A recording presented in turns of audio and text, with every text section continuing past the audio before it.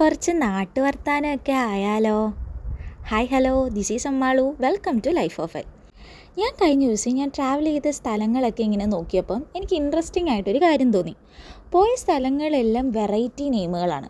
അതെന്താ അങ്ങനെ വന്നേ എന്ന് ഞാനിങ്ങനെ ഒന്ന് സെർച്ച് ചെയ്ത് നോക്കിയപ്പം എനിക്ക് നല്ല ഇൻട്രസ്റ്റിംഗ് ആയിട്ടുള്ള ഫാക്റ്റുകളാണ് കിട്ടിയിട്ടുള്ളത്. ഓരോ സ്ഥലത്തിനും ഓരോ പേരുകൾ വന്നിരിക്കുന്ന ഓരോരോ കാരണങ്ങൾ കൊണ്ടാണ്.